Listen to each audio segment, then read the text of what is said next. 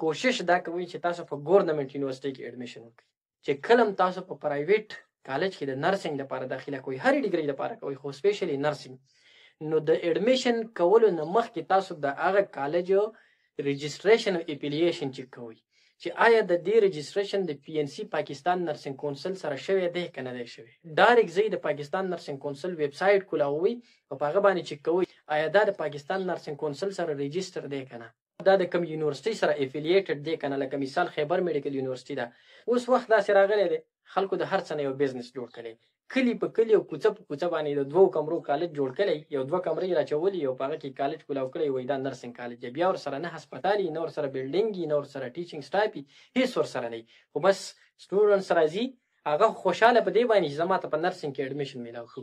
بیا چې 6 میاشتې 7 میاشتې 8 میاشتې هغه په هغه کې سټډي وکړي، سبق ووایي، بیا د هغه اګزام نه کېږي، هغه د پاکستان نرسنګ کونسل سره رجسټر نه وي، هغه د خیبر میډیکل یونیورسټي یا د یو بل یونیورسټۍ سره افیلیشن هغه نه وي، نو د سټوډنټ ټایم هم خراب شي، د سټوډنټ پیسه هم خراب شي، او سټوډنټ ذهني انتهایی ډېر زیات خراب شي.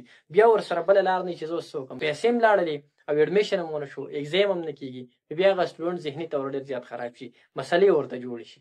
تاسو چې کله په یو پرایویټ کالج کې اډمیشن کوئ، نو داسې کالج ته ورځئ چې هغه د ډېر وخت نه چلیږي، د هغې یو نوم وي، د هغه رجسټریشن شوی، د هغې اپلیکیشن شوی، هغه سره هسپتال هم وي. تاسو ته ما خبره وکړله چې په هره کوڅه کې کالج کولاو شوی، اپلیکیشن او رجسټریشن خو څه په پیسو باندې وکړي، پیسې استعمال کړي، خو بیا داسې چې د هغوی سره هسپتال نه وي، نو دا خو پریکټیکل شی دی. په دې کې خو به ته چل یادې، په دې کې خو به ته هاوس جاب کې، په دې کې به ته انټرنشپ کې، په دې کې به ستا ایکسپیرینس کېږي. نو چې هاسپټل ورسره نشته نو ستاسو ایکسپیرینس به چېرته کېږي؟ نو دا لازمي ده چې کله تاسو په یو کالج کې، پرایویټ کالج کې اډمیشن کوئ، نو ګورئ چې دا کالج څنګه کالج، ویب سایټ ګورئ، د رجسټریشن هم شته دی، اپلیکیشن هم شته دی، او هاسپټل هم ورسره شته دی، ورځئ په اډمیشن کوئ. خو که رجسټریشن یې نه وي، اپلیکیشن یې نه وي، هاسپټل ورسره نه وي، نو بیا د پیسو دپاره کولاو شوي مهرباني وکړئ چې په دغه کې اډمیشن مه کوئ، پیسې به هم ستاسو ضایع شي او وخت به هم ستاسو ضایع شي، بیا به درنه 1-2 خطایي چې اوس څه وکړم.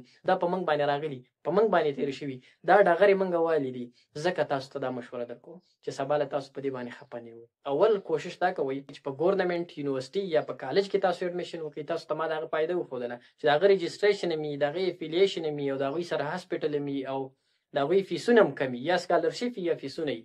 او که په هغه کې تاسو میرټ کې رانلئ، خامخا تاسو په پرایویټ کالج کې اډمیشن کوئ، نو د هغه رجسټریشن، د هغه افیلیشن، د هغه هاسپټل، د هر څه ګورئ. ولې چې تاسو 1 لاک 1.5 لاک روپۍ هر سیمسټر جمع کوئ، او 1 لاک روپۍ تاسو پسې د هاسټل فیس راځي او نورې خرچې درپسې راځي، دا تاسو ټولې ډکې کوئ، او بیا د هغه څه فایده راونه وځي، ثمره تاسو ته میلاو نه شي، نو دا انسان بیا انتهایی ډېر زیات خفه کي.